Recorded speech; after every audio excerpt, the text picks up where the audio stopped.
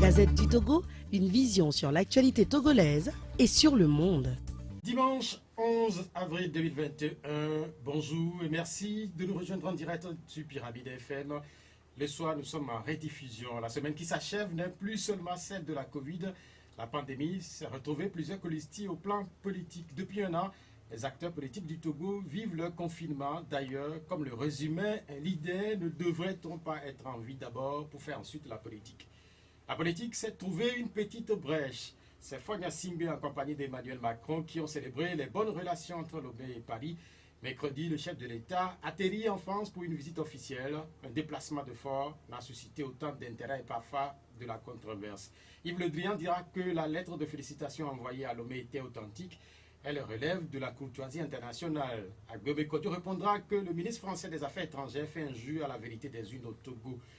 Mais en vérité, qu'est-ce qui fait la beauté ou la laideur du déplacement de Paris? Quelles retombées les Togolais attendront-ils de ce voyage?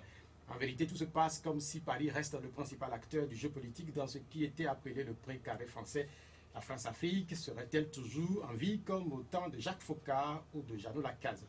Au sein de la société civile togolaise, certains n'ont pas applaudi Paris. Que disent les partis politiques? Occupés depuis plusieurs mois à comprendre ce qui leur arrive, ces derniers mois, plusieurs formations de l'opposition analysent, commentent et parfois se font la guerre. Ce n'est pas nouveau, juste que les nouveaux chapitres renvoient à des questions du genre. Que vaut aujourd'hui l'opposition? Les partis de l'opposition seraient-ils maudits? Le dernier regroupement issu de cette opposition, la DMK Tang, Fulbert Artisso, président de Togo Troman, ancien de MCA, puis de la C14, affiche ouvertement ses divergences avec ses anciens amis, non plutôt avec ses amis de la dynamique Monseigneur Podro. La DMK va finir par disparaître. La DMK va-t-elle finir par disparaître? La participation du président de MPDD à la présidentielle et les suites des résultats se retrouvent dans le nouveau rapport d'Amnesty International.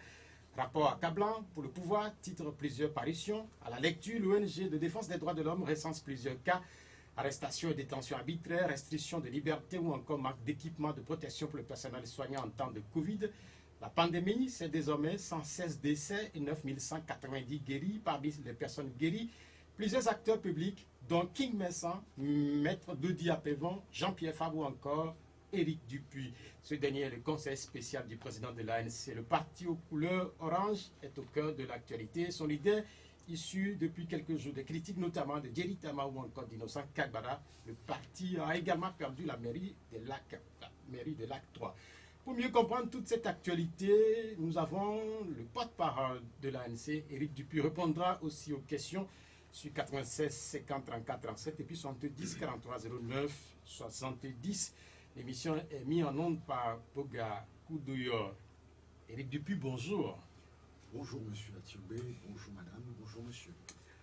Ce dimanche, cela fait 30 ans, plusieurs corps ont été retirés de la lagune. Demain, nous allons faire un saut dans le passé. Je sais qu'à cette époque, vous n'étiez pas au pays, mais quel souvenir gardez-vous quand même de ces images qui ont abondamment circulé à cette époque-là, notamment dans la presse?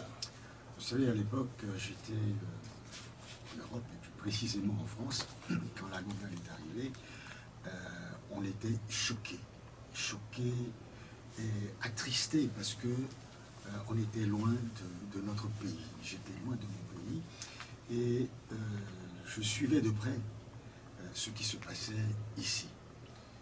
Vous savez, toutes les horreurs de la dictature de M.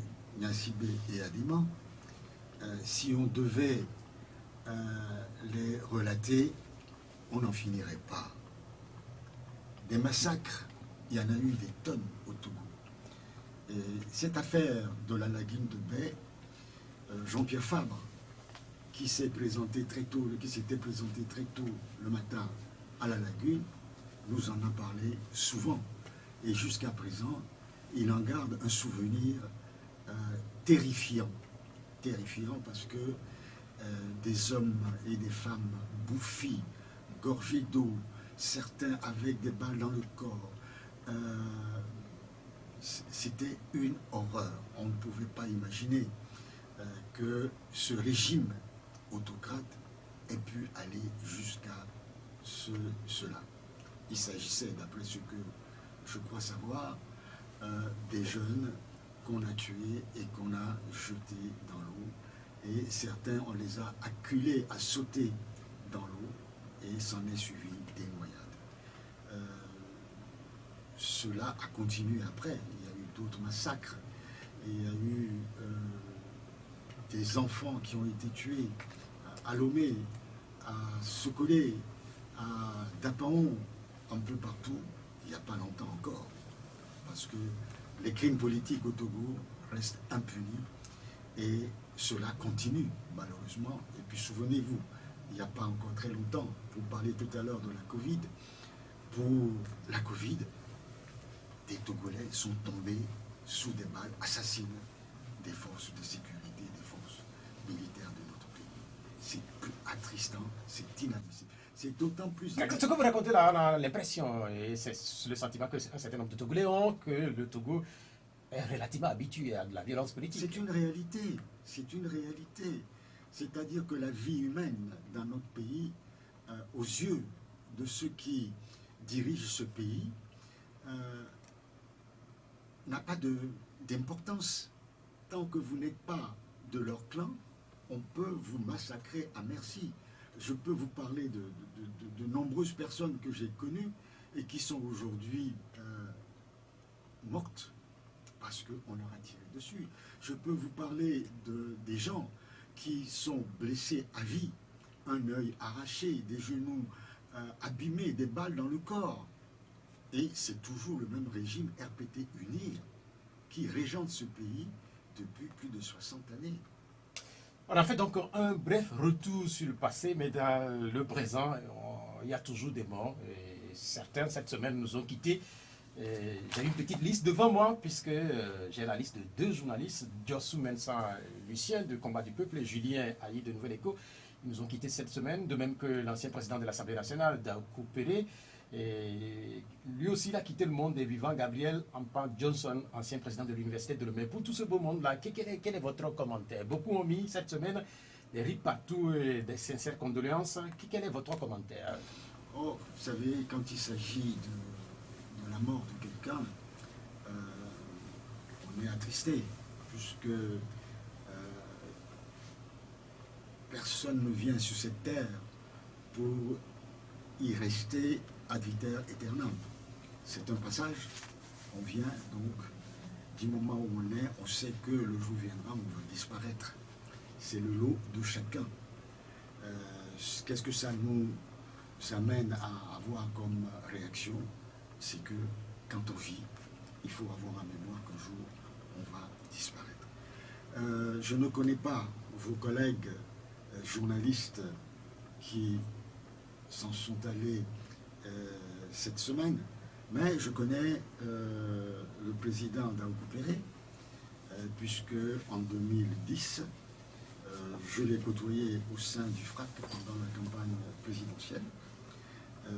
Voilà, donc lui, je le connais, je salue sa famille, je m'incline devant leur douleur, je leur présente mes condoléances ainsi que celles de mon parti, et puis les condoléances également à ceux dont vous avez parlé, le professeur Ampa également, et toute leur famille. Je leur présente mes sincères condoléances et les condoléances de mon parti. Bien, merci. Je ne sais pas si c'est moi qui fais, ou c'est moi qui ressens, et vous faites le constat, et je ne vous sens pas. Vous avez parlé un peu plus bas, et est-ce que cela veut dire que vous n'êtes pas totalement en forme là? Oh si, je suis pas parfaitement Ah là, en je forme. me sens bien. Je suis parfaitement en forme. Peut-être que c'est par rapport au micro. Hein. J'ai la voix un peu enrouée aussi. Hein. J'ai la voix un peu prise, mais c'est par rapport au micro. Non, non, non, non, non. Puisque j'allais vous demander si vous allez bien. Je vais très bien. Je vais très, très, très bien. Ce matin, j'ai jardiné pendant 2 heures avant de venir vous voir ici. Vous avez fait un peu d'espoir alors, parce que ce n'est pas tous les Togolais qui ont ce privilège quand même de jardiner. Je faisais beaucoup de sport. Hein. Je faisais régulièrement 3, 4, 5 km de footing par jour. Je fais du vélo. Mais à cause de la Covid, il paraît qu'il ne faut pas trop forcer. Je n'ai pas fait de sport depuis un mois. Donc ce matin, j'ai jardiné. Je jardine pratiquement tous les jours. Et ça, c'est une passion que j'aime. On peut dire que c'est une bonne nouvelle, puisque vous avez retrouvé la forme. Je vous ai invité aussi parce que vous faites visiblement partie du lot de ceux qui ont attrapé la Covid-19. Vous voulez dire des rescapés? Ah, mais en fait, parce que les rescapés, oui, ou ceux qui ont retrouvé la santé par la suite, ils ont la guérison. Vous avez été malade et la question qu'on se pose, c'est comment ça est arrivé, parce que vous savez que beaucoup de Togolais continuent de ne pas croire. Et donc, comment est-ce que c'est arrivé? Comment c'est arrivé, je ne peux pas vous le dire, puisque je ne le sais pas. Un jour, je me suis réveillé, la nuit, je n'ai pas dormi, j'étais un peu fébrile, et j'avais froid, j'avais chaud, et j'avais des douleurs un peu partout, dans les muscles, aux articulations, et j'ai décidé d'aller voir mon médecin parce que j'étais persuadé que c'était le paludisme. Quand j'ai rencontré mon médecin, il m'a dit effectivement vous avez le paludisme, mais par précaution, je vais vous prescrire un test de la Covid. Je suis allé au Centre national d'hygiène, l'INH, et le lendemain, le résultat tombe, je suis porteur effectivement de la Covid. J'étais très fatigué, j'avais mal à la tête, je ne pouvais pas faire un pas, j'étais crevé. Et puis mon médecin m'a dit qu'il fallait également faire tester mon épouse. Ce qu'on a fait avec une prescription du médecin, et elle était également porteuse du virus, mais asymptomatique. Donc le médecin nous a mis sous traitement pendant une dizaine de jours. Rapidement, mon épouse s'en est sortie. Dès le premier test, elle était négative. Moi, il a fallu 3 tests. C'est au 4e seulement que je me suis retrouvé négatif. Mais pendant ce temps-là, j'étais très fatigué. Et je voudrais saisir l'occasion pour remercier mon médecin, le saluer sa réactivité et à travers lui, saluer tout le corps médical togolais qui fait un travail extraordinaire au péril de leur vie. Parce qu'il y en a qui sont morts de Covid, il y en a qui ont attrapé la Covid, il y en a dont les épouses, les enfants ont attrapé la Covid. Donc, je voudrais les remercier, les saluer pour leur disponibilité, pour tout ce qu'ils font tous les jours pour venir en aide aux malades. Mais en même temps, puisque vous me laissez quelques minutes, je vais aller un peu plus loin. Quand j'ai su que j'étais porteur de ce virus-là, j'ai voulu faire tester mes salariés. Mon cuisinier, mon jardinier, celui qui fait l'entretien de ma maison. Et on m'a dit, non, vous ne pouvez pas les faire tester. Il suffit qu'on prenne leur nom, leur numéro de téléphone. Régulièrement, nous allons les appeler pour savoir s'ils font de la fièvre ou s'ils toussent, auquel cas, si cela s'avérait, on les testerait. Alors je dis, ben, vous ne voulez pas les tester. Et s'ils ne sont pas porteurs du virus et qui continuent à travailler, je risque de les contaminer et aussi contaminer leurs enfants, leurs femmes et tous leurs entourages.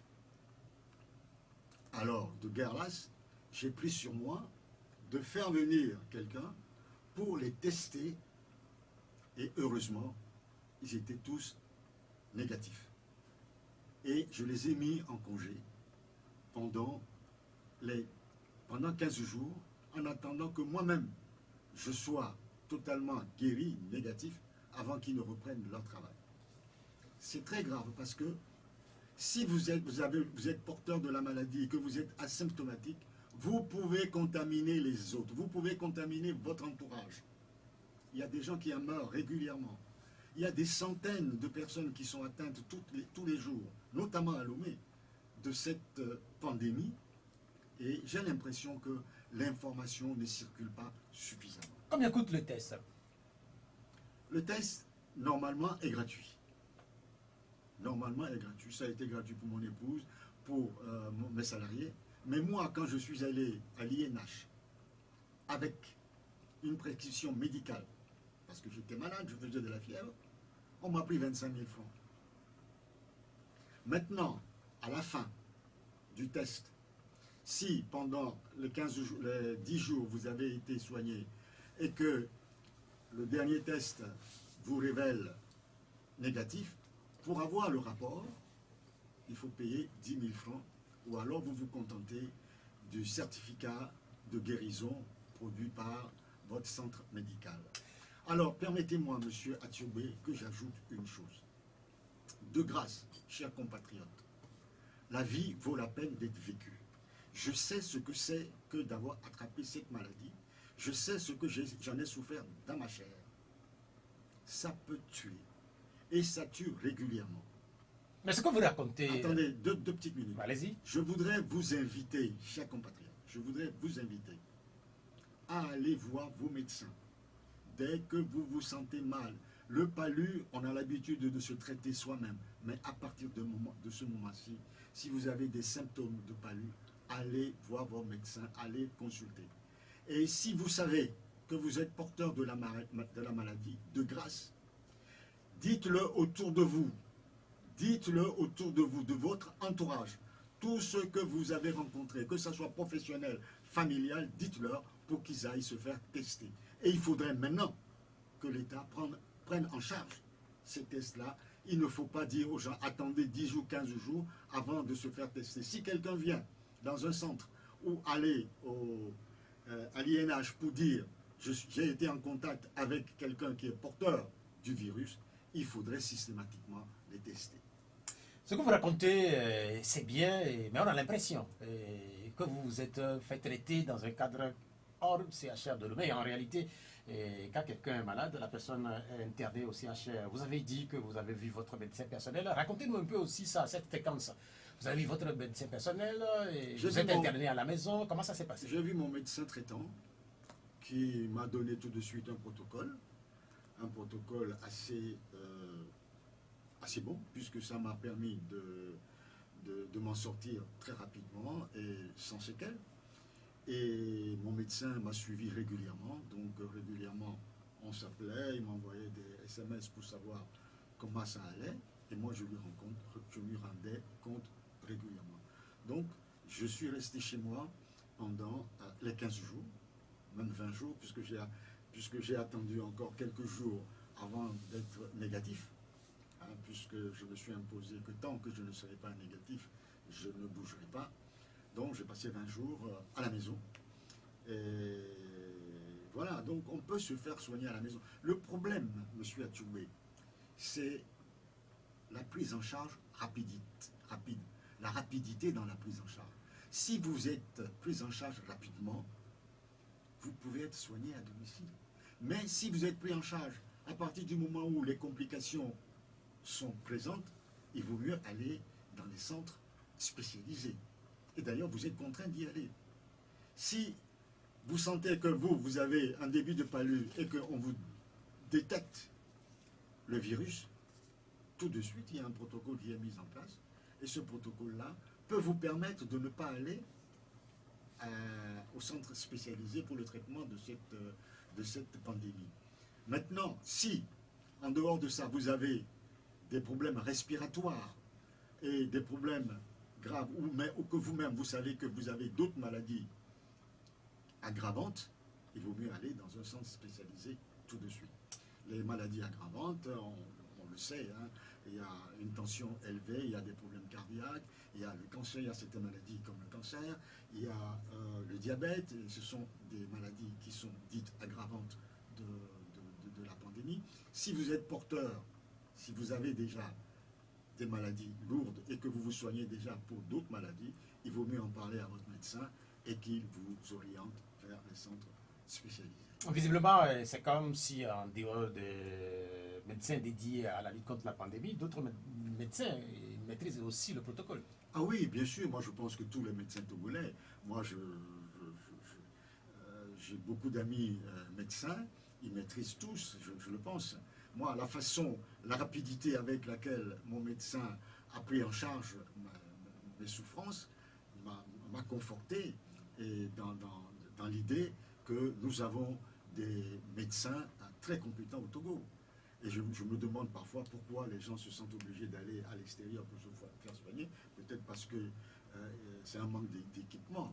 Mais la qualité humaine, la qualité technique de nos médecins, c'est sans aucun doute. Vous parlez de votre souffrance, elle a duré quelque temps. Racontez-nous cette étape, parce qu'il se dit que c'est très dur, qu'on perd le goût, l'odorat, Non, on ne ressent pas grand-chose. Je n'ai pas connu ça. Donc vous n'êtes pas allé jusqu'à cette étape? Non, moi c'était des maux de tête, fièvre, une courbature généralisée. J'avais même mal à la peau. J'avais mal à la peau. Et puis une fatigue chronique qui ne me permettait pas. Je faisais quoi du salon à mon lit, de mon lit au salon, parce que quand je restais assis pendant une heure et demie, j'étais tellement épuisé qu'il me fallait le lit. Mais je faisais l'effort de sortir du lit parce que ce n'est pas bon de rester couché toute la journée. Mais dès que je sors un peu, je suis fatigué, je retournais au lit. C'était la fatigue qui était assez pénible à supporter. Et je peux vous dire même que jusqu'à, il n'y a pas, même maintenant, parfois je sens la fatigue. C'est pour ça que je prends sur moi de jardiner, de faire certaines choses.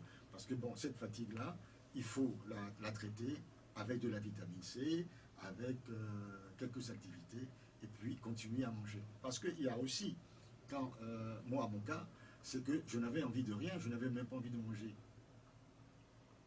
Et mon médecin m'a dit, non, il faut s'efforcer à manger. Même les plats les plus copieux. Mais vous n'avez pas envie. Vous n'avez pas envie. Et vous parlez du goût, moi je n'avais pas perdu le goût, mais j'avais un... Je ne sais pas comment le décrire, j'avais un goût métallique dans la bouche. C'est comme si j'avais du métal rouillé dans la bouche. C'est nouveau. Donc c'est un goût spécial.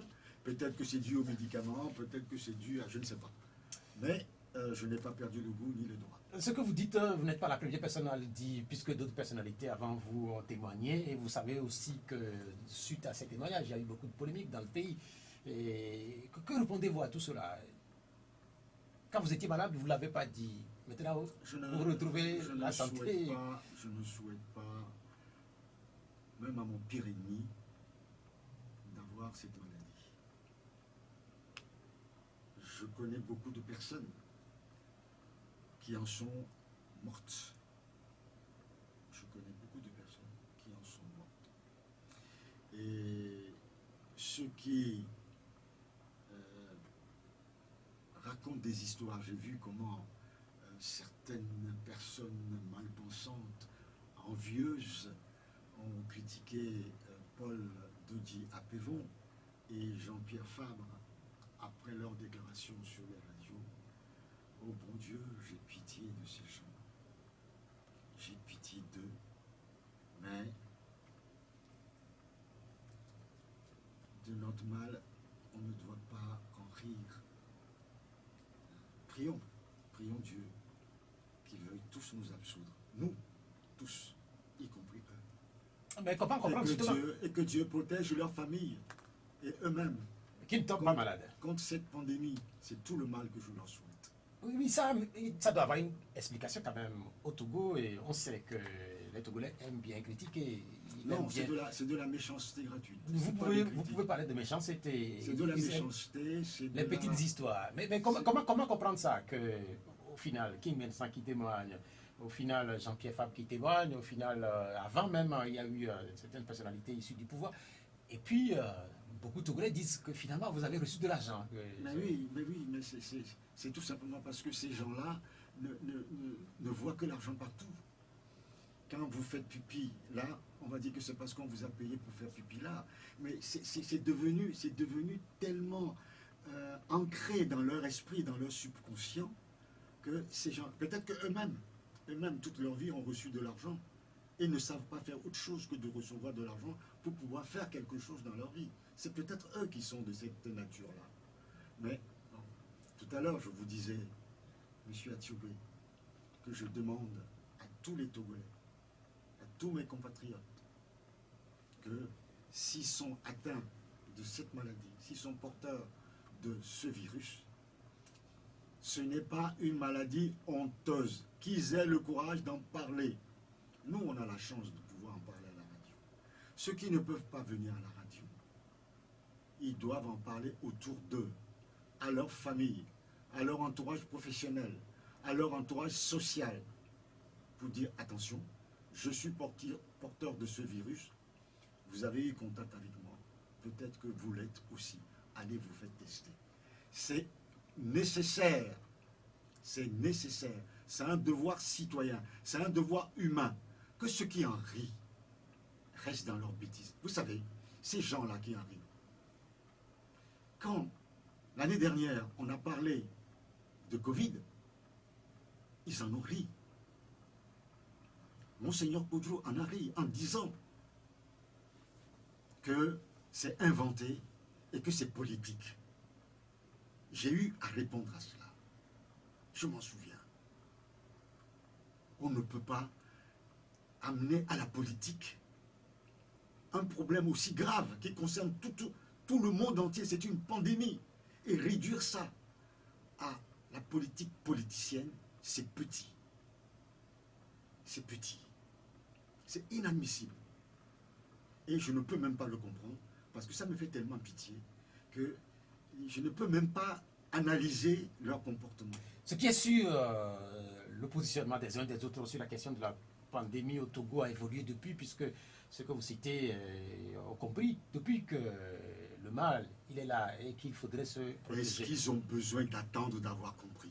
Non, mais en fait, les gens ont la liberté d'avoir un positionnement, notamment sur la politique. Mais Tout ce le sont- monde ne peut pas avoir la même position. Mais ce sont leurs amis qui ont critiqué il n'y a pas longtemps, moi j'ai vu sur les réseaux sociaux, les déclarations de Jean-Pierre Fabre et de Paul Apéron. Ce sont les mêmes. Je suis désolé. Revenons sur la pandémie, puisque là, vous ouvrez vous aussi là, une brèche qui va nous amener à faire de la politique politicienne. Revenons sur la pandémie, le pouvoir qui gère et qui fait des efforts. Vous avez entre-temps salué les efforts qui sont faits par les agents de la santé notamment. Le corps médical. Le corps médical. Et ça fait plus d'1 an que nous sommes dans cette histoire. Quel est votre regard, de façon générale, sur ce qui s'est fait? Il y a eu, par exemple, le coup-feu, il y a eu, par exemple, des bouclages de villes, il y a eu un certain nombre d'émissions de sensibilisation. Il y a eu même nos vies entre-temps. Que dites-vous de tout ce que le pouvoir fait depuis? Bah, vous savez, on ne peut pas jeter le bébé avec l'eau du bain. Il y a du bon et du mauvais, mais la gestion de cette pandémie a été chaotique, parfois catastrophique par son origine. Tout à l'heure, je vous parlais des morts que nous avons eus pendant les couvre-feux. C'est catastrophique, c'est inimaginable.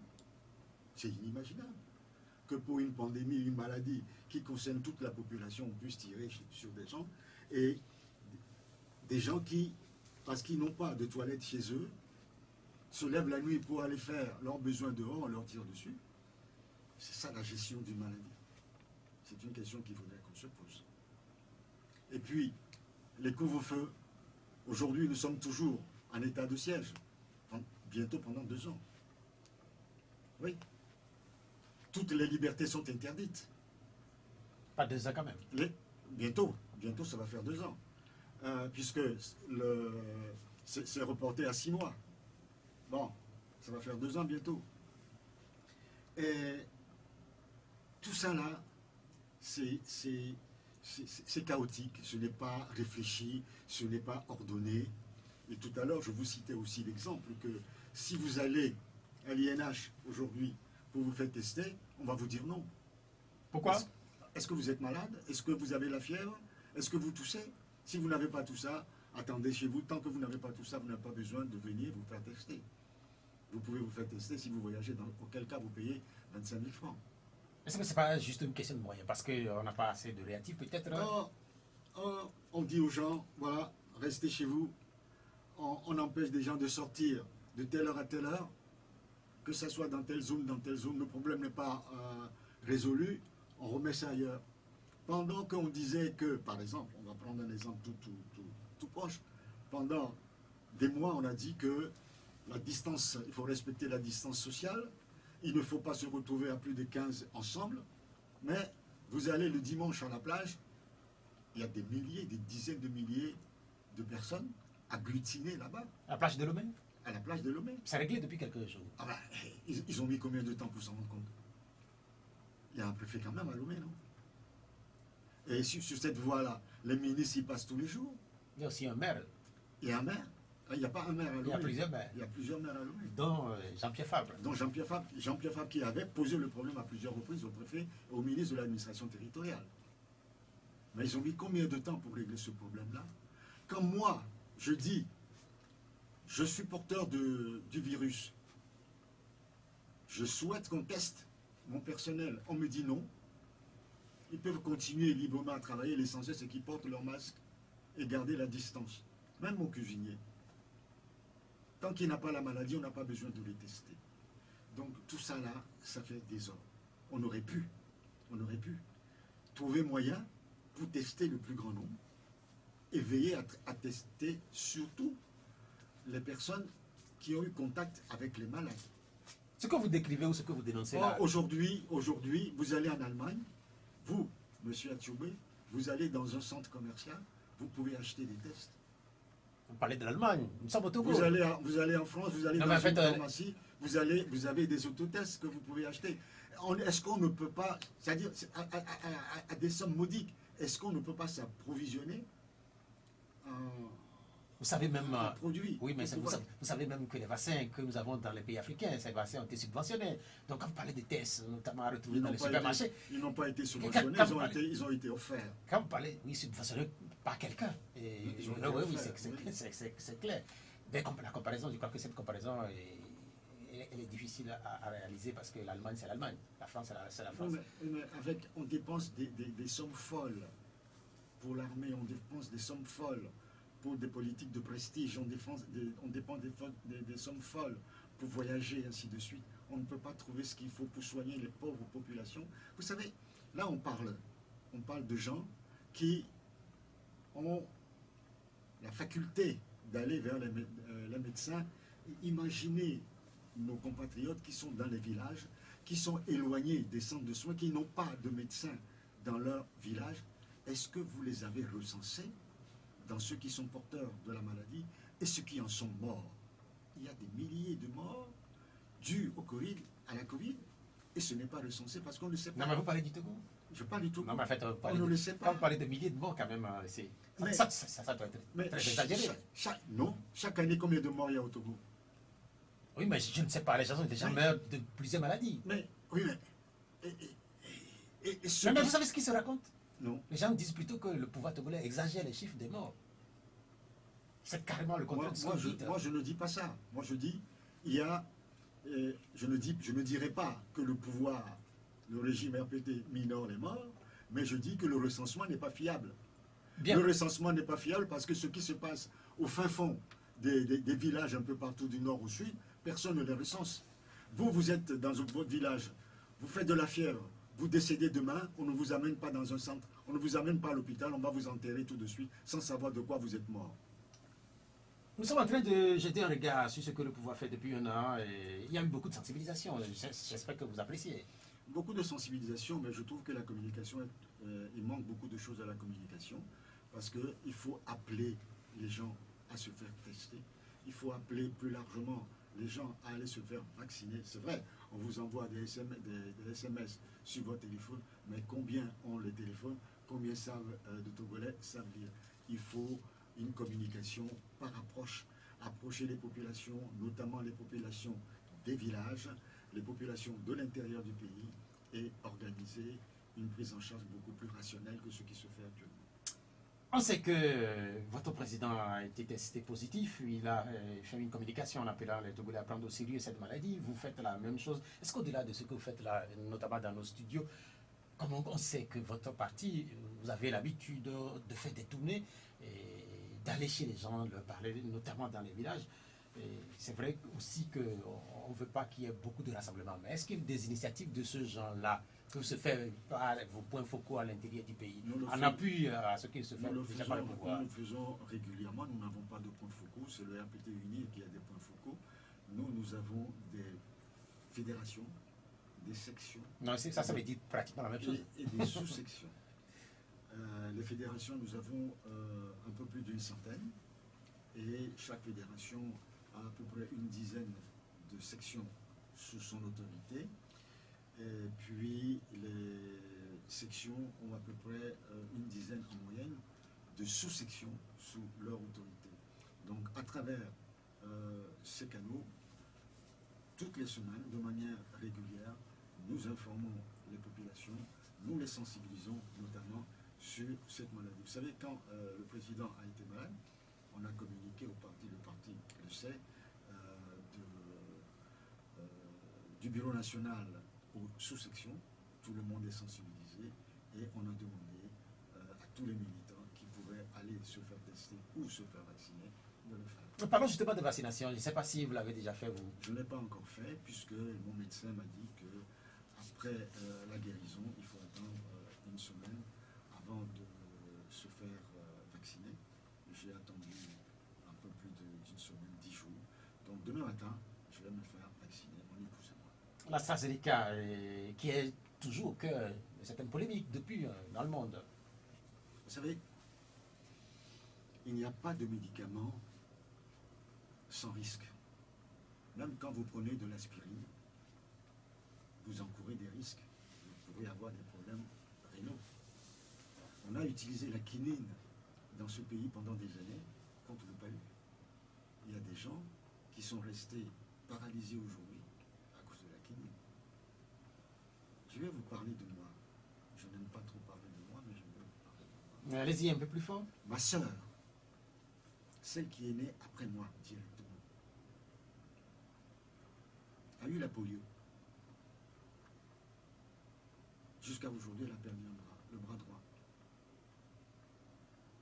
Vous savez pourquoi? Parce qu'à l'époque, on demandait à ce que tous les enfants soient vaccinés contre la polio. Mais oui, on l'a vaccinée contre la polio. Elle a été paralysée par le vaccin anti-polio.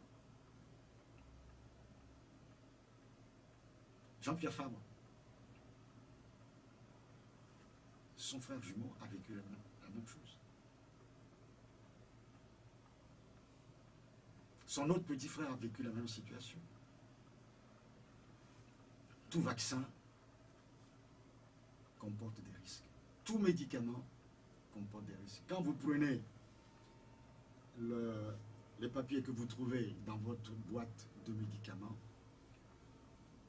vous avez toute une liste. Une littérature. Toute une liste de réactions possibles.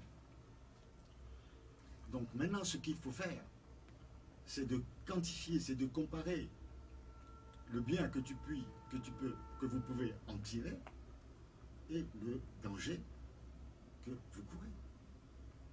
C'est tout. Donc, on raconte beaucoup de choses. Moi, je note qu'il y a eu effectivement des embolies, des thromboses. À ce propos, quand mon médecin m'a traité, il m'a dit d'ailleurs que cette maladie-là peut entraîner des coagulations de sang, donc des accidents vasculaires. Il m'a expliqué. Donc, il m'a aidé à comprendre cela et à prendre certains médicaments. Aussi, combien de personnes au Togo qui ne sont pas vaccinées, mais qui ont eu des AVC? AVC, c'est quoi? C'est une coagulation de sang dans les veines. Que vous preniez le vaccin ou pas, vous pouvez avoir une thrombose, vous pouvez avoir un AVC. Donc vous invitez les gens à se faire vacciner. Oui, tout à fait. Mais en fait, ce que certains ne comprennent pas, et ça fait débat, une vaccination, une campagne de vaccination obligatoire, parce que ça qui se dit de plus en plus, ça se fait dans un certain nombre de pays. Est-ce que demain, par exemple, si le pouvoir togolais décidait de faire vacciner les Togolais de façon obligatoire, est-ce que vous apporterez votre oui? Moi, vous opposerez? Je suis très, très, très réservé en ce qui concerne l'obligation de vacciner. Chacun est libre. Vous savez, si vous êtes atteint d'une maladie, vous n'êtes pas obligé de la communiquer à l'État, ni c'est un secret médical. C'est entre votre médecin et vous. Si vous êtes porteur d'une maladie qui ne vous permet pas de vous faire vacciner, il vous appartient à vous seul, de décider si vous faites le vaccin ou pas. Si moi, aujourd'hui, je sais que j'ai une maladie qui ne me permet pas de le faire, vous ne m'obligerez pas à le faire. On a entendu des histoires incroyables venant de certains nombre de pays. Les fonctionnaires doivent se faire vacciner, sinon ils ne prendront pas le salaire. Est-ce que des situations de ce genre peuvent se produire dans un pays comme le Togo? Bah, ça s'est déjà produit, à ce que je sache, puisque j'ai cru avoir lu il n'y a pas longtemps l'obligation qui était faite aux employés de certains hôtels d'aller se vacciner au risque de se faire mettre en chômage technique. Tantôt vous parlez de politique et beaucoup ne veulent pas qu'on fasse de la politique avec la Covid, mais dans beaucoup de pays aujourd'hui, des voix dissonantes commencent à se faire entendre pour réclamer beaucoup plus de liberté. La liberté, par exemple, de refuser, par exemple, le vaccin, de refuser de porter les cache-nez. Est-ce que, par exemple... Ce n'est pas de la politique, ce n'est pas de la politique politicienne. Attendez que je termine. Par exemple, quand on oblige les gens à se faire vacciner avant d'avoir le salaire, des partis politiques peuvent dénoncer cela. Je vous dis que moi, je ne suis pas d'accord. Je vous l'ai dit, moi, je ne suis pas d'accord. On ne peut pas restreindre la liberté d'autrui de cette manière-là. Vous savez, il y a certaines religions qui refusent la transfusion sanguine. C'est vrai. Et vous ne pouvez pas les obliger. Il y a certaines religions qui ont des principes auxquels vous ne pouvez pas déroger. On ne peut pas demain décider tout de go qu'au Togo, tout le monde sera circoncis. C'est le respect de la personne humaine. Que ça soit conseillé, qu'on incite les gens à aller se faire vacciner massivement, oui, mais l'obligation, non. Vous savez, pas plus tard qu'hier matin, j'ai reçu mes salariés. Vous en avez combien? Non, ça c'est un problème personnel. J'ai reçu mes salariés, je leur ai dit, voilà, lundi matin, madame et moi, on va se faire vacciner. Parce que moi, je suis transparent. Je vous ai dit que j'ai eu la Covid, je vous ai mis en congé pendant 15 jours, je vous dis que je suis guéri et que je vais me faire vacciner. Je vous ai fait tester, vous avez les résultats, vous êtes négatif jusqu'alors, je vous conseille vivement d'aller vous faire vacciner. Vous réfléchissez, vous en parlez chez vous.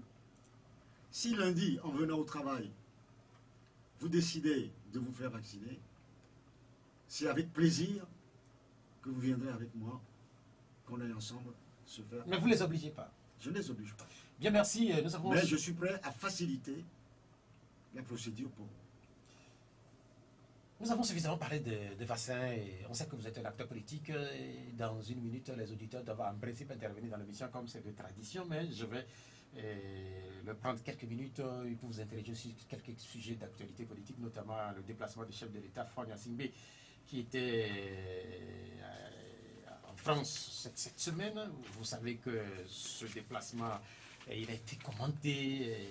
C'est la première fois, si j'ai bonne mémoire, que le déplacement de Faure Gnassingbé à l'extérieur du Togo a suscité autant de commentaires. La première fois, je ne sais pas. Moi, je suis surpris. Je suis surpris par nos comportements parfois vis-à-vis des Européens et plus particulièrement vis-à-vis de la France. Quand il y a des élections au Togo, on dit « Ah, la France n'a pas félicité, la France a félicité, la France a dit ceci. » Mais apprenons à être nous-mêmes. Apprenons à lutter pour nous-mêmes. Soyons fiers d'être Togolais. Et arrêtons de regarder tout le temps vers la France. Nous avons, nos parents, nos grands-parents se sont battus pour avoir l'indépendance. Et aujourd'hui, nous courons après les anciens colons pour qu'ils reviennent d'une manière ou d'une autre nous coloniser à nouveau. Je n'arrive pas à le comprendre. Non mais enfin, vous devez comprendre puisque ce n'est pas nouveau. Mais je ne le comprends pas. Oui. Mais dans la vie, vous grandissez, vous devenez majeur, vous devenez responsable. Mais nous, on préfère rester bébé. Quand je regardais les photos de Faure Gnassingbé devant Macron, devant le petit Macron... Non, pourquoi vous l'appelez petit Macron? C'est un jeune. Non mais en fait, il est le chef de l'État d'une grande écoutez, puissance. moi, je ne suis pas Je ne suis pas obséquieux. Mais il n'y a pas un petit, il y a pas un petit président. Je ne suis pas obséquieux. J'ai un grand respect pour M. Macron. Excusez-moi. Mais je ne suis pas obséquieux. Moi, je suis libre. Quand je vois monsieur, le chef de l'État togolais, face au chef de l'État français, on a l'impression que le chef de l'État togolais était content, était heureux. C'était de l'admiration sur le perron de l'Élysée, face à quelqu'un, son hôte, qui était un peu plus en retrait. Et puis, on a parlé de Covid tout à l'heure, de l'effort que fait le régime, le pouvoir public pour enrayer la pandémie chez nous, et le représentant du Togo à l'extérieur. Dieu sait le travail que la France fait pour enrayer la pandémie chez elle. Il arrive sans masque, avec un large sourire, émerveillé comme un enfant devant le Père Noël. J'ai été choqué. J'ai été outré. Et ça, la honte rejaillit sur tout le peuple togolais parce que nous n'avons aucune retenue, nous n'avons aucun moyen de nous présenter à l'extérieur comme des gens responsables et dignes. C'est pas la première fois quand même que le chef de l'État du Togo se montre en public sans masque. Je vous dis, quand vous allez quelque part, monsieur Atchoubé, si je dois venir chez vous demain, je viendrai avec le masque. Je franchirai la porte chez vous avec le masque. Si entrer dans votre résidence, compte tenu de la distance, vous m'autorisez à l'enlever, je l'enlèverai. C'est ça la courtoisie et la politesse. Ça, c'est la première chose. La deuxième chose, cette visite s'inscrit, comme le disait d'ailleurs Le Drian, s'inscrit dans la courtoisie internationale. Il est reçu comme d'autres chefs d'État ont été reçus. Donc pour moi, je n'attends rien de cette visite-là. Qu'est-ce qu'ils vont dire pendant 30 minutes, à part le repas? Bon, je ne sais pas ce qu'ils ont mangé. Non, en fait, est-ce que vous voulez dire que, par exemple, demain, si vous accédez au pouvoir, vous ne ferez pas les mêmes démarches? Non, mais laissez-moi terminer mon raisonnement. Moi, ce que je ferai demain, laissez-moi être au pouvoir avant de le faire. Non, mais non, je pose la question parce que... Pour l'instant, vous m'avez posé une question sur l'intérêt de ce voyage-là. L'intérêt de ce voyage, ils vont parler de quoi? D'abord, de la sécurité de la sous-région. C'est ce qui importe à la France. Ce n'est pas le Togo. Parce que le Togo envoie des militaires pour les assister. C'est ça l'intérêt de la France. Le général Togo disait, les États n'ont pas d'amis, ils n'ont que des intérêts. Mais justement, est-ce que ce n'est pas les intérêts du Togo que Faure Gnassingbé est aussi allé défendre à Paris, et notamment à l'Élysée? Quel intérêt? Mais en fait, vous n'avez pas lui les communiqué, par exemple, resserrer les liens entre Lomé et Paris? Resserrer les liens entre eux, ce sont les intérêts de... Non, mais en fait, ça peut cacher beaucoup de choses. Ah bon, ça peut cacher beaucoup de choses, mais vous savez, combien d'accords, des promesses ont été faites par le Togo à la France? Il y a des membres, le général Eyadema Gnassingbé. Moi, parole de militaire, je ne serai plus candidat devant le président français, Jacques Chirac. Pouf, balayé. Promesse de faire rapidement les élections locales. Combien d'années après elles ont eu lieu? Promesse de faire des élections, mais libres. Mais qu'est-ce qui vient de se passer? Le Togo s'en fout. Le régime togolais se fout éperdument des conseils de la France ou pas. Le Togo fait des promesses à tout le monde, s'engage à faire des choses, sachant très bien qu'il ne le fera jamais. Ça, c'est le comportement du régime RPT-Uni. Tout le monde le sait. Les Français le savent, les Allemands le savent, les Américains le savent, l'Union européenne le sait. Mais donc tout ça là, c'est du cinéma. C'est-à-dire que le ministre des Affaires étrangères togolais, M. Ducet, a fait des pieds et des mains pour obtenir ce cliché-là, pour essayer de redorer le blason de M. Faure Gnassingbé et le régime RPT-Uni. Mais est-ce que son blason était terni? Est-ce qu'il était terni? Ça, c'est... Moi, je dis. Maintenant, visite au Sénat, ainsi de suite, parce qu'on a vendu aux Français, nous avons fait les élections locales, nous allons faire les régionales bientôt, nous allons faire le sénatorial. Donc, voilà. Mais tout ça là, c'est du pipeau, sachant très bien que les locales, nous savons ce que ça a donné. À 90%, c'est le RPT Unir qui détient toutes les mairies. Cela va être la même chose pour les régionales. Hein? Ça va être la même chose pour les régionales. Vous participez à ces régionales. Attendez, ça, je ne peux pas vous dire oui ou non aujourd'hui. C'est mon parti qui décide. Donc, les régionales vont avoir lieu. Votre parti participera, puisque vous avez, je crois, dit récemment que vous ne boycotterez plus les élections. Les choses ne sont pas aussi claires que cela.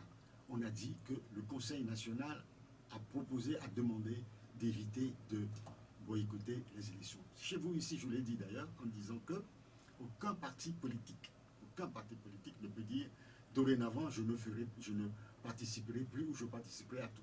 Ce n'est pas possible, ça dépendra des conditions, ça dépendra de beaucoup de choses et c'est l'organe suprême du parti qui va décider si on va ou on ne va pas. Mais si vous participez à une prochaine élection régionale au Togo, est-ce que par exemple les Togolais pensez qu'ils continueront pas à prendre au sérieux, puisque ce que vous aviez dit, vous ne boycotterez plus les élections, ça sonnait dans un certain nombre de... Non mais on n'a pas dit ça, on n'a pas dit on ne boycottera plus jamais les élections. On a dit que le Conseil national a demandé aux dirigeants a demandé au parti de prendre part à toutes les élections prochaines. C'est ça. C'est tout. Et d'ailleurs, à ce sujet, Jean-Pierre Fabre a répondu sur une radio il n'y a pas longtemps, et il a dit que ça dépend de comment les élections seront organisées. Le principe est que nous ferons en sorte à être présents à toutes les élections. Mais ça ne veut pas dire que nous allons nous tirer une balle dans la tête, même si nous savons que ces élections ne sont pas viables. Nous allons permettre aux auditeurs de vous poser également des questions. J'ai d'autres questions à vous poser, j'espère que j'aurai le temps de vous les poser. Et on me signale que les auditeurs ont commencé par se signaler sur les numéros 96 50 34 37 et puis 70 43 09 70. J'ai également quelques commentaires qui sont laissés. Je ferai le devoir de présenter certains de ces commentaires, les plus policiers, bien sûr, à notre invité qui est là. Allô? Bonjour. Bonjour. Bozambo, vous allez bien? Oui, je me porte très bien. Ouais, vous êtes à l'antenne, allez-y. Ok, bonjour à notre invité. Bonjour, monsieur Bozambo. Monsieur Rikibu, depuis que les élections ont passé, on ne sent plus un ANC maintenant. Pourquoi? Je ne sais pas. On est en train de piller les Togolais, les gens en train de voler l'argent, le peuple togolais, on est en train d'augmenter les prix, et les Togolais payent, mais ANC ne fait pas aucun communiqué. ANC qu'on connaît est devenu coronavirus que vous parlez sur les médias, en nous lançant, en nous laisser, on est en train d'augmenter les prix des péages, le Togo est en train de nous voler, les Togolais, et les familles Adjaki et Pétrole Gate. Vous avez dit au moment de l'Assemblée, au moment que vous avez devenu maire, et après les élections là, et vous êtes sûr, il me semble que vous êtes en train de travailler avec Fini ou quoi. Donc les peuples togolais veulent savoir qu'est-ce que veut devenir NC. NC est devenu, et toi, ça nous fait peur que les Togolais n'arrivent même pas à manger dans leur maison et penser à leur maison. Sauvez-nous et rester ensemble pour sauver le Togo, le peuple togolais. C'est noté, Bozambo, s'il vous plaît, c'est noté. On a compris le fond de votre pensée. Okay. Monsieur Bozambo, j'ai pris note de ce que vous venez de dire. L'ANC continue à travailler pour le peuple comme il a toujours fait. Votre question est toujours un peu surprenante dans la mesure où, si vous avez suivi le président national la dernière fois sur Radio Victoire, il a répondu au problème des péages qu'il a condamné. Vous savez, il y a beaucoup de choses qui se passent et l'ANC réagit, mais l'ANC ne réagit pas en fonction des dictates.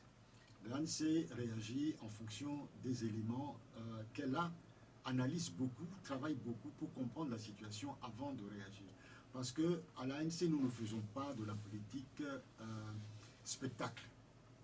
En ce qui concerne l'affaire du pétrole dont vous parlez, vous avez fait allusion tout à l'heure en parlant de M. Adjaki, Nous avons ce dossier-là, nous en avions parlé il y a très longtemps, et puis nous avons écrit au ministre chargé au ministre chargé du commerce pour qu'il nous envoie le rapport qui circule, parce que ce rapport, nous voulons connaître l'origine du rapport avant d'utiliser à bon escient. Et je vous dirai aussi, Monsieur Bozambo, que vous demandez aussi pour qu'on soit ensemble pour aider les populations. L'ANC a toujours fait des efforts pour être ensemble avec certains partis. Mais vous oubliez que certains Togolais ont cru devoir suivre la fameuse dynamique qui n'avait que comme seul objectif de décapiter l'opposition. C'est un journaliste togolais qui le disait il n'y a pas longtemps sur une plateforme, je le cite, que leur objectif c'était de décapiter l'opposition. Et oui, ils ont réussi, ils ont décapité l'opposition, ils ont tué toute l'opposition, ils ont ruiné, Monseigneur Boduro en tête, ils ont ruiné des années de sacrifices que nous avons consentis. Un travail énorme que nous avons abattu jusqu'à aujourd'hui. Ben, il faut laisser le temps pour que les partis ainsi affaiblis volontairement, dans l'intérêt certainement bien compris du régime RPT, puissent se ressaisir, reconforter leurs membres, parce que vous ne pouvez pas faire la politique sans vous appuyer sur vos militants, vos sympathisants. Il faut que tout ce monde-là se remette au travail pour que le parti se mette au travail. Mais l'ANC n'a jamais cessé de travailler. Elle travaille toujours, nuit et jour, elle se bat, les hommes sont sur le terrain, les femmes sont sur le terrain et continuent à se battre. Bien, merci, c'est noté. Après Bozambo, nous allons retourner au téléphone pour insérer un deuxième auditeur. Allô, bonjour. Allô, Oui, bonjour. vous êtes à l'antenne. Oui, c'est Rodrigue. Oui, allez-y. Je suis avec aussi. Bonjour, Monsieur Rodrigue. Bonjour, monsieur Yarari, depuis. Vraiment, c'est un plaisir de vous entendre ce matin à la radio. Merci. Monsieur Eric Duby, pour une fois, je suis vraiment d'accord avec vous. Sur votre sujet, je n'ai jamais été, parce que, compte tenu de vos rapports au niveau de la politique, voilà. Et vous avez évoqué un point tout à l'heure qui m'a fait tellement très mal.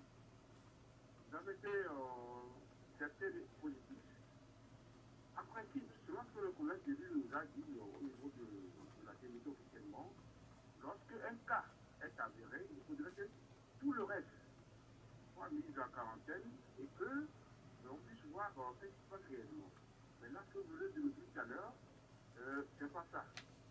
Je voudrais juste interpeller le collègue d'Ibril pour lui dire il en est quoi?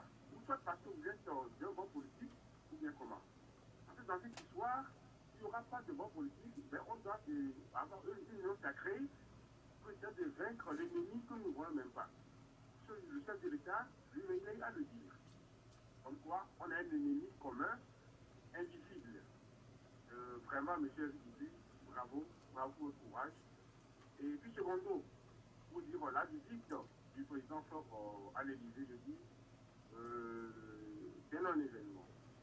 C'est un événement dans la mesure où il y a vous-même, nos politiciens, qui nous ont appris, comment le dire, à diviser pour régner.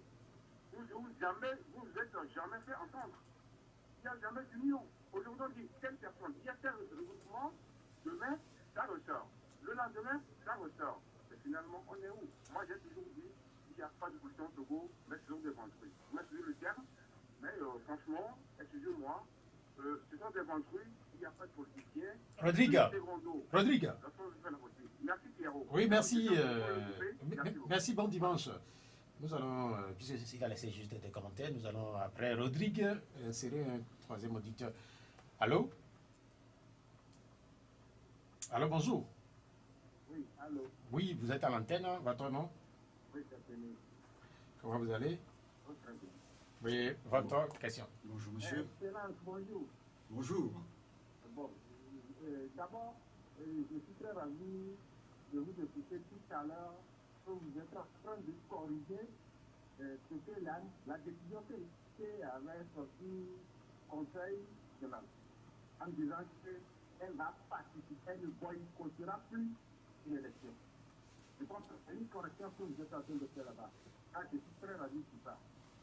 Parce qu'on ne peut pas dire que l'ANC va aller à une élection bancale du RPT, mais pour quel système qui est là et dont il vous communique, il vous envoie encore à une réunion. Je ne sais pas si c'est un dialogue ou bien c'est un sénat qu'on parle. Il faut parler des élections. Tout à l'heure, vous venez de dire encore que les élections régionales seront encore truquées. Alors que vous êtes en train de préparer ce qui sera déjà truqué. Je ne sais pas comment vous allez nous expliquer ça. Deuxième point, je pense que tout à l'heure, vous parlez de cette maladie malheureuse que tout le monde sait que ça existe et que tout le monde prend sa protection. Mais est-ce que, M. Éric, comment vous pouvez laisser le RPT illégitime que le peuple ne croit pas pendant un an que vous venez de sortir maintenant si vous n'êtes pas atteint à cette maladie? Est-ce que c'est vous qui devez nous parler et que nous pouvons croire? Pourquoi ce silence jusqu'à vous avez atteint cette maladie avant de sortir? Merci. Bien, merci. Alors, je vais commencer par la dernière question. Pourquoi on a attendu jusqu'à maintenant avant de parler de cette maladie?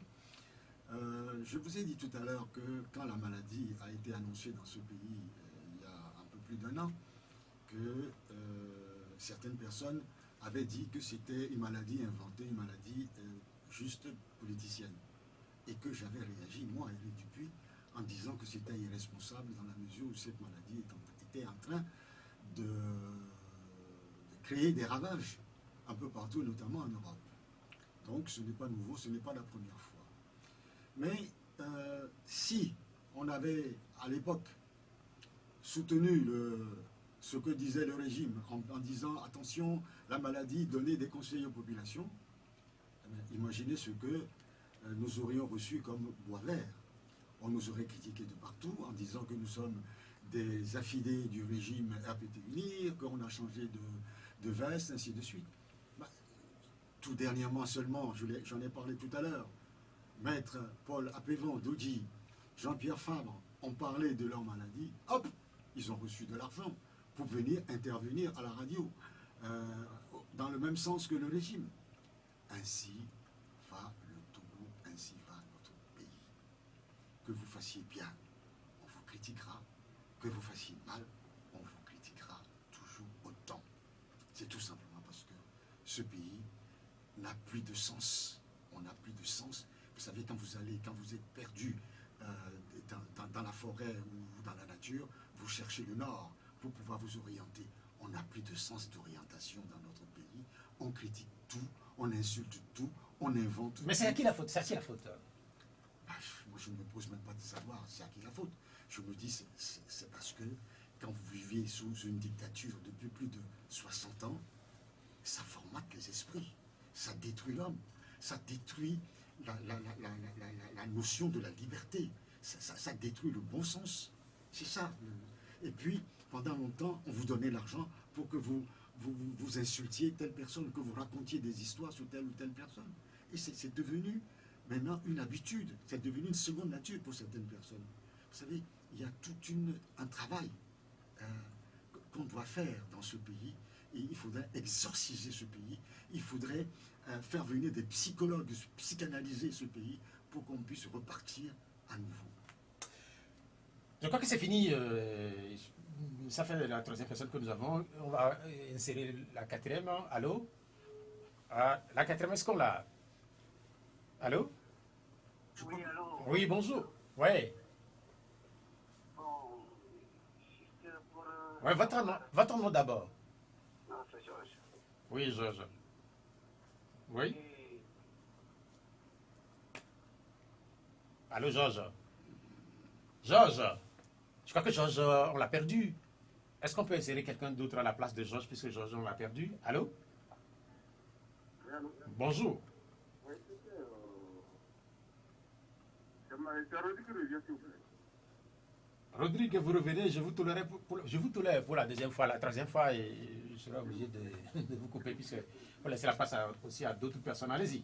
Merci beaucoup. Juste après pour dire à monsieur, comme je venais de le dire tout à l'heure, aujourd'hui, il faudrait que nous allions dans la même direction. Comme je l'ai toujours dit, c'est vrai, les fonds des politiques derrière et les agents sociaux.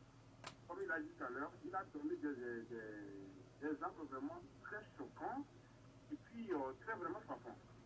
Franchement, M. Dupuis, une fois encore, bravo, bravo, bravo. Et transmettez mes salutations à votre président et à tout le peuple togolais également. Rodrigue, merci. Si c'est juste pour cela, et Merci beaucoup, Rodrigue. il pouvait vous appeler hors antenne. C'était juste pour ça. Vous voyez, on se retrouve, Rodrigue et moi, aujourd'hui. Il n'y a que les montagnes qui ne se rencontrent pas, mes amitiés. Allô? Bonjour, vous êtes à l'antenne. Votre nom et puis la question? Oui, Pierre, allez-y. Oui, bon, je voulais rappeler, monsieur, puisque on reproche ce qu'on a fait. Parce que c'est vrai qu'il y a une histoire de mensonges, de diffamation dans la population dans les années 90 sur les États-Unis. Alors moi, je voudrais savoir quelle est leur réaction à propos le rapport qui a été sorti par la commission de la société par l'État. Donc, je parle du parti. Vous parlez du rapport sur le rapport d'audit sur le pétrole gate? Oui, mais en fait, il a déjà répondu à cette question. Un auditeur précédent avait posé la même question. Ah. Et comme monsieur n'a pas suivi la réponse, il vous dira que nous sommes des menteurs. C'est une façon aussi de voir les choses. Bonne journée à vous. Après Pierre, sans doute qu'il nous a appelé de Vaughan, puisque je connais cette voix-là. Nous allons avoir un autre auditeur. Allô? Allô? Bonjour. Bonjour Théo, c'est M. Colani de Piagoua. Comment vous allez? Bonjour, monsieur Colani. Salut notre invité, Eric Dupuis. Bonjour, monsieur Colani. Eric Dupuis a dit quelque chose qui est très intéressant. Le chef de l'État nous rentre vraiment pour nous quand on a vu sur les scènes. Et puis il n'y a pas eu le tapis rouge. Est-ce que Eric Dupuis peut nous mettre la différence entre une visite de courtoisie et puis une visite officielle? Deuxième point, il a bien dit qu'on a toujours compté sur les droits et consorts. C'est sur RSI qu'on a entendu le président le chef de l'opposition, Jean-Pierre Pape, qui est en France, qui a rendu visite au député togolais qui est élu là-bas. Il disait qu'elle devait l'aider pour voir Macron, pour qu'on puisse prendre le pouvoir. Vous voyez, c'est nos comportements qui nous rattrapent, c'est que nous inclutons à nos citoyens, pensant que c'est le blanc qui viendra faire ce qui n'est pas nous-mêmes.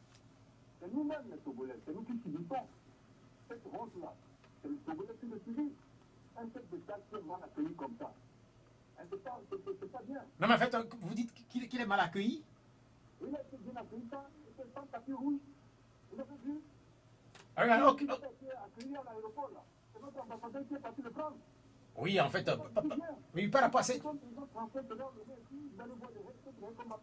Oui, mais ce que vous dites n'est pas propre également au président du Togo. Ce n'est pas la première fois qu'un chef d'État africain est arrivé en France.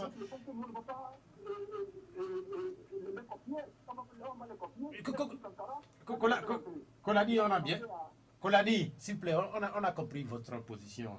Je rappelle tout simplement que ce n'est pas la première fois qu'un président africain arrivé en France a été reçu ou accueilli à l'aéroport, soit par un préfet, soit par juste un directeur. Dans le protocole, il y a des nuances. Il y a les visites de courtoisie, il y a les visites d'État. Les visites d'État, c'est vraiment le grand protocole avec l'Élysée, avec tout ça. Là, c'est beaucoup de dîners, repas, ainsi de suite. Ça dure. Là, c'est une rencontre qui a duré, à part le repas, qui a duré une tête-à-tête de 30 minutes. Ce n'est pas une visite d'État, c'est une visite de courtoisie. Non, mais en fait, ce que j'ai lu... Il faut faire la nuance. Mais je voudrais, il y a une partie que je n'ai pas saisie dans la question de M. Colani, concernant Jean-Pierre qui aurait rencontré des députés. Non, mais non, en fait, sur la première partie de la question d'abord, il parle de honte, vous l'avez dit également. Est-ce que vous pensez que c'est... Ah non, moi je n'ai pas dit que c'était une honte. J'ai dit que c'était une honte le fait qu'il se soit présenté sur le perron de l'Élysée sans masque. Hein, peut-être qu'il était pressé de passer à table et qu'il a enlevé dans la voiture. Je ne sais pas. Mais j'ai été choqué, sincèrement, parce que je sais jusqu'à quel point cela tient à cœur aux Français. Si M. Faure Gnassingbé n'a pas de respect pour le peuple togolais, au moins qu'il ait du respect pour le peuple français. Parce que le peuple français fait de lourds sacrifices pour se battre contre cette maladie. Ne serait-ce que... Non, est-ce que le peuple français s'est plaint? Non, mais ne serait-ce que... Non, mais en fait, est-ce qu'il s'est plaint? Comment voulez-vous... Oui, mais la façon dont vous parlez, c'est Non, un peu comme si... Je n'ai pas besoin de votre plainte pour savoir que je vous ai manqué de respect. Si je sais que je vous ai manqué de respect, vous n'avez pas besoin de me le dire. Mais vous avez vu quand même, au-delà du sourire du chef de l'État togolais, le sourire également du président français. Ah, et il avait son masque. Oui, je sais. Oui, Donc, il avait donc vous ne pouvez que supputer. Il avait son masque. Vous ne l'avez pas vu sourire? Non, il avait même une distance. Ah, en fait, vous exagérez là. Non, il avait même une distance. Non, mais en fait, moi, j'ai vu plutôt le contraire. Non, alors, quand vous allez quelque part et que vous savez que les gens sont dans telle situation, on fait quelque on s'impose des manières à respecter la situation dans laquelle les gens sont. Les gens sont aujourd'hui préoccupés en France par la Covid. Hein? Il y a des couvre-feux partout. Il y a des gens qui n'arrivent plus à travailler. Les entreprises sont fermées. Les restaurants sont fermés. Les gens souffrent dans ce pays à cause de la Covid. Les gens se battent à cause de la Covid. Vous arrivez sans masque à l'Élysée, c'est-à-dire au lieu où réside le pouvoir de ce pays-là. C'est un manque de respect pour les populations françaises. Bien, c'est noté, désolé. c'est noté pour vous la deuxième partie de la question. Sur... Là, je n'ai pas compris la deuxième question. Il a parlé de Jean-Pierre Fabre, Ouais. qui aurait rencontré, je ne sais pas qui, je n'ai pas très bien compris. Je ne sais pas si ce qu'il voulait dire, on se rappelle que à la formation du gouvernement Macron, avec la présence d'Africains, certains d'origine togolaise, ou de députés élus à l'Assemblée nationale française d'origine togolaise, je crois qu'il y avait eu une réaction de Jean-Pierre Fabre tendant éventuellement à faire le lien entre, par exemple, Lomé et éventuellement Paris. Je crois qu'il y avait eu une réaction dans le temps. Je n'ai pas suivi. Macron avec des députés. Mais, oui, il y a des députés français d'origine togolaise. Oui. Et Jean-Pierre Fabre se réjouissait. Mais s'il y a des députés français d'origine togolaise, quel est le mal? Je crois que vous avez oublié cette partie Non, de mais l'actualité. quel est le mal? Quel est le mal? Oui, mais en fait, il fait le lien avec ce que vous venez de Vous dire. savez, Ne pas compter sur éventuellement à Paris Bien sûr. pour faire avancer On ne, les choses. on ne compte pas sur la France pour avancer. Mais si un Togolais se retrouve dans le gouvernement français, on lui dira, bon, bah, écoutez, cher ami, vous êtes là-bas, bah, soyez une oreille de ce qui se passe au Togo auprès de... Mais on n'attend rien de la France. Moi, je n'attends rien de la France pour résoudre le problème politique togolais. Un problème électoral, les fichiers électoraux totalement pourris, des fraudes. Vous savez ce qui s'est passé à Baudrenfort la dernière fois? À Baudrenfort? Non, c'est avant-hier. Vendredi. Ouais. Oui. Qu'est-ce qui s'est passé? Il y avait des procurations, 4 procurations. Les 4 procurations ont été signées, séance tenante, devant le préfet. Les gens sont venus, ils ont signé des procurations, ils ont donné, ils se sont retirés. Cela ne se fait pas. Du moment où vous êtes là, vous participez au débat. Pourquoi vous avez besoin de signer une procuration et puis de vous en aller? Et puis, une procuration signée par un député qui est démissionnaire, démission qui a été transmise par feu Claude Mikem, qui était l'ancien maire, au préfet, depuis longtemps, puisque M. Claude Mikem est décédé depuis le mois de novembre. Il est de votre parti. De l'ANC. Ils ont fait tout pour accaparer, une fois encore, une mairie. Ils ont 90% des mairies, mais il faut prendre tout ce qu'ils peuvent prendre, c'est-à-dire que si demain, ils peuvent renverser partout où il y a l'opposition et être partout, ils ont déjà l'Assemblée nationale à 99% pour eux, ils ont toutes les institutions à leur botte, les mairies, les peu qui restent. Vous parlez de coup de force. C'est un coup de force, c'est un coup de force. Et cette affaire, par exemple... C'est le viol de l'article 113. Vous savez, Jean-Pierre Fabre a saisi le ministre de l'administration territoriale par téléphone. Le ministre lui dit, je suis parfaitement d'accord avec vous, vous avez parfaitement raison, vos militants ont parfaitement raison. Mais tout ce qu'il vous reste à faire, c'est de saisir la Cour de... La Cour suprême? La Cour suprême. Mais cette Cour suprême, vous savez comment elle a rejeté le dossier de l'ANC, mon dossier, dans le GOF 2. Quel était votre dossier? Ben, parce que sur ma liste, il y avait une personne, on a rejeté son dossier parce que son certificat, son extrait de date de naissance portait un timbre qui n'était pas suffisamment oblitéré. Il n'y avait pas suffisamment, le prix n'était pas suffisant. Alors, je suis allé voir le greffier qui m'a dit, oh c'est rien, il suffit de retourner à la mairie et on va vous donner un autre. Je suis allé payer, on m'a donné, je suis revenu donner. Le même cas s'est passé avec d'autres partis politiques. D'autres partis politiques, dont Jean Kissy, sa liste. Tous ont été rattrapés, sauf la mienne. Est-ce que vous allez déposer à la Cour suprême ou pas? C'est la Cour suprême. Non, mais en fait, sur le nouveau dossier, par rapport au nouveau dossier. Il nous conseille d'aller à la Cour suprême. Est-ce que vous allez le faire? Nous allons le faire. Nous allons le faire, mais c'est juste pour montrer au ministre que il y a quelques questions. Il nous prend un peu pour des demeurés. Il y a quelques questions, plusieurs questions même, et plusieurs commentaires laissés par les auditeurs qui nous regardent un peu partout. Il y a cette réaction de Raoul Marcel Fouli. Il dit, vous vous étonnez des visites que les chefs d'État africains rendent au président des pays. Vous vous étonnez des visites que les chefs d'État africains rendent au président des pays qui vous ont colonisé, alors qu'au même moment, des partis politiques africains sont affiliés socialistes. Par exemple, l'ANC. Est-ce que c'est vrai ou pas? Mais, quand on dit socialiste, est-ce que c'est... International socialiste. On dit bien l'international socialiste, on ne dit pas socialiste français. Monsieur n'a rien compris. Oui, cela suppose également que quand on est dans ces groupements-là, on attend une sorte de caution, de soutien. On attend une solidarité internationale, tout simplement. Il y a des Béninois, vous savez, il y a des Béninois qui sont dans l'international socialiste, il y a des gens du monde entier. Il y a même l'ANC de l'Afrique du Sud. Donc je ne vois pas du tout ce qui peut être choquant dedans. Vous parlez du Bénin là, en fait, je profite pour ouvrir une petite parenthèse puisque les Béninois sont en train de voter depuis ce matin et l'élection présidentielle oppose le président sortant Patrice Talon et deux adversaires qui, relativement pour un certain nombre d'observateurs, ne sont pas les adversaires de premier plan. Quel est votre regard sur ce qui se passe au Bénin?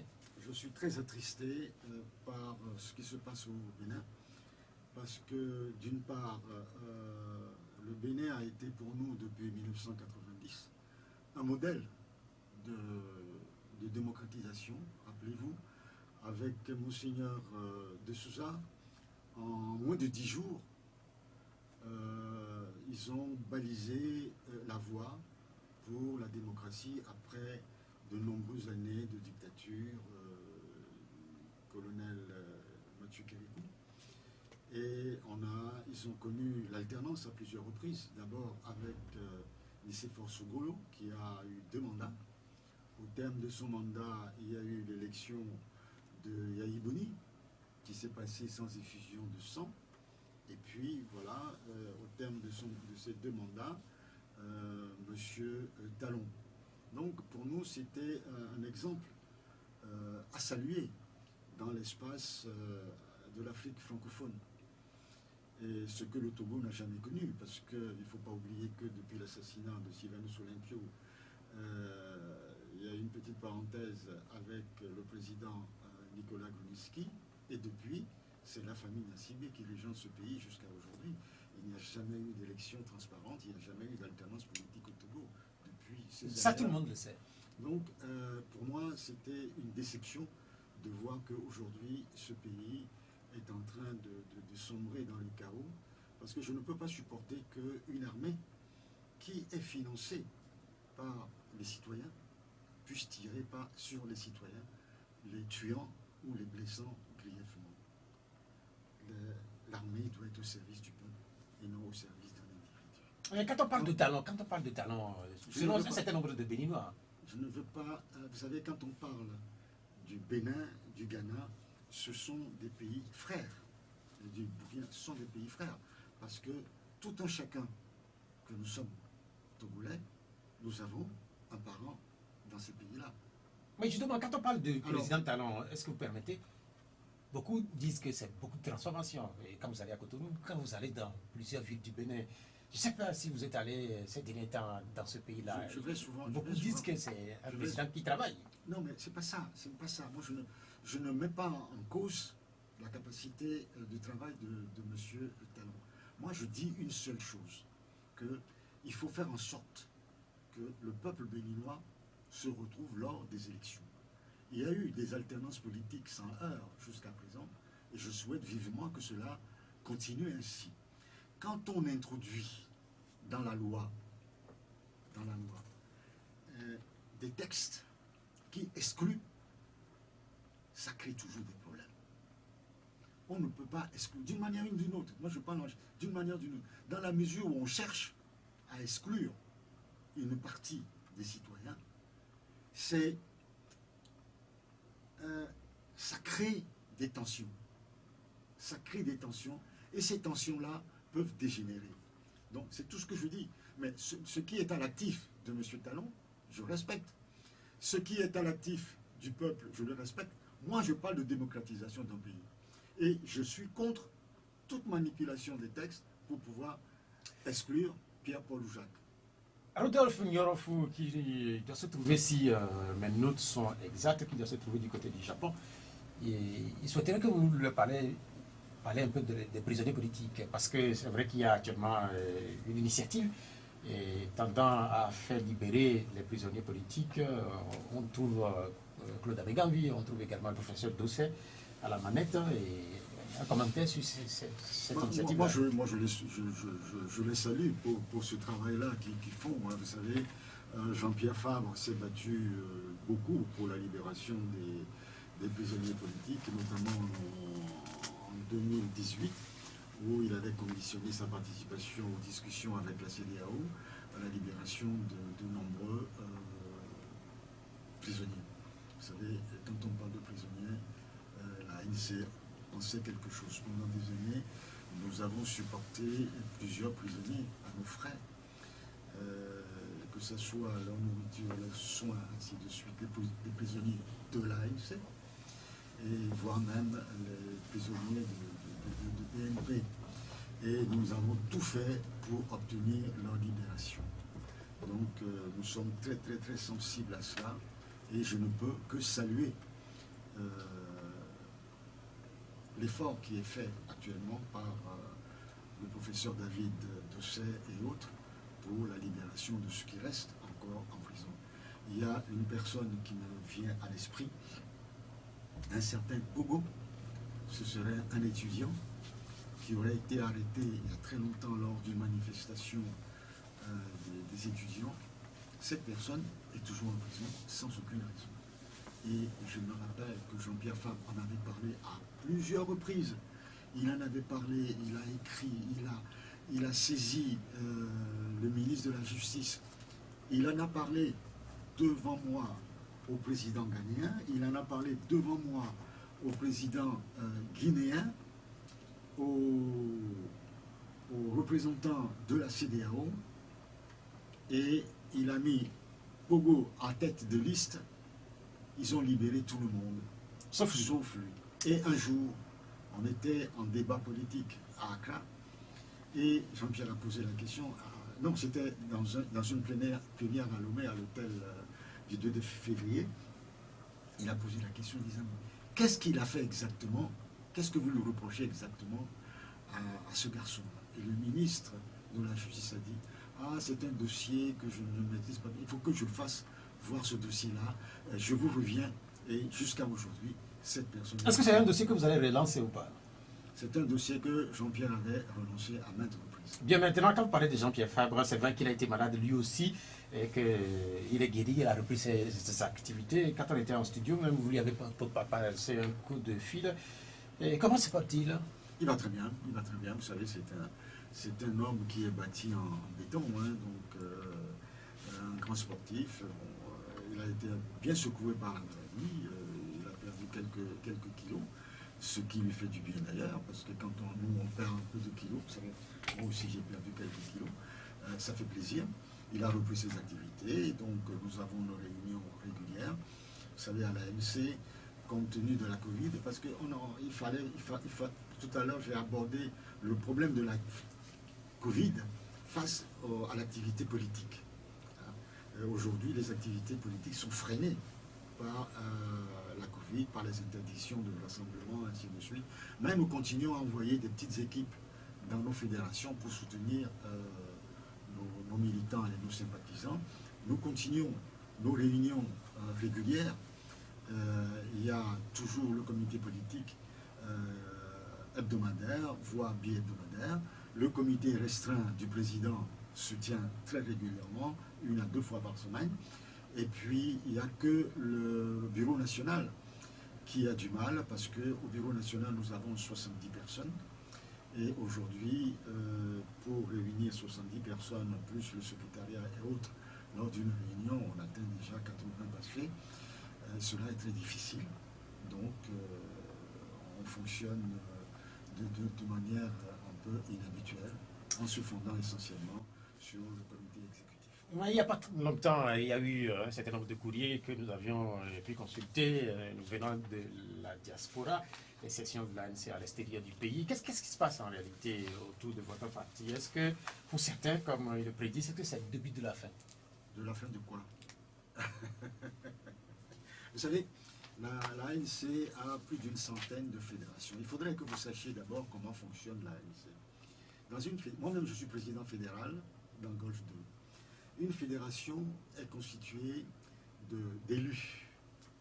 Les responsables d'une fédération sont élus par les sections et les sous-sections. Et ne peuvent être membres du bureau fédéral que les membres de section et de sous-section qui constituent cette fédération. Et le rôle d'une fédération, c'est de manager les sections et les sous-sections, d'animer les sections et les sous-sections pour que la mobilisation soit cohérente sur le terrain. C'est son seul rôle et c'est tout. Et les 100 et quelques fédérations s'équivalent toutes. Aucune fédération n'est supérieure à l'autre. Ce n'est pas parce qu'on a une fédération internationale appelée Europe-Asie qu'elle est supérieure à celle de Lomé Golfe 2 ou qu'elle est supérieure à celle de 5AC ou qu'elle est supérieure à celle de la Fédération internationale Amérique ou celle de la Fédération internationale Afrique. C'est pareil. Et le travail d'une fédération, c'est de faire l'activité. Maintenant, une fédération est composée du président, des vice-présidents, du secrétaire fédéral et du trésorier. Si vous voyez les signataires des 2 lettres, vous verrez que tous ces gens-là sont dans la même fédération. Donc le problème n'est pas un problème du parti, c'est un problème interne à une fédération. La fédération ne fonctionne pas parce qu'il y a une opposition dans les membres de la fédération. Il y a une contestation au sein de la fédération. Ce n'est pas le problème à régler dans le parti, c'est un problème à régler dans la fédération. En conclusion, et le secrétaire général, il veille, il va régler le problème dans la fédération. S'il le faut, on organisera des élections pour élire un nouveau bureau. Moi, je vous donne la parole pour conclure cette émission.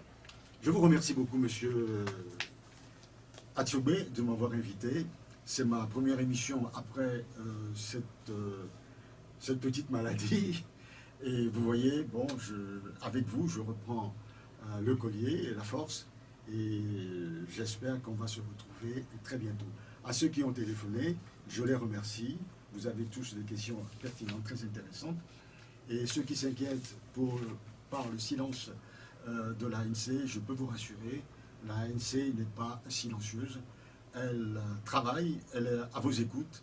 Et ne vous inquiétez pas, la mobilisation continue. Ce qui nous empêche aujourd'hui d'organiser des meetings sur le terrain, d'aller à votre rencontre sur toute l'étendue du territoire, je veux parler de la direction du parti, c'est les restrictions que nous imposent les autorités à cause de la Covid.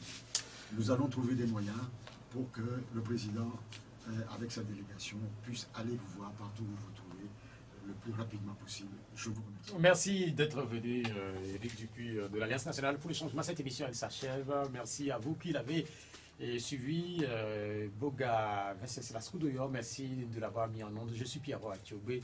Au revoir. La Gazette du Togo, une vision sur l'actualité togolaise et sur le monde. Rejoignez-nous sur le www.lagazettedutogo.com ou sur nos comptes Facebook, Twitter et YouTube. Pour tout contact, écrivez à contact@lagazettedutogo.com ou appelez le 92 80 88 53. La Gazette du Togo, c'est l'information en continu.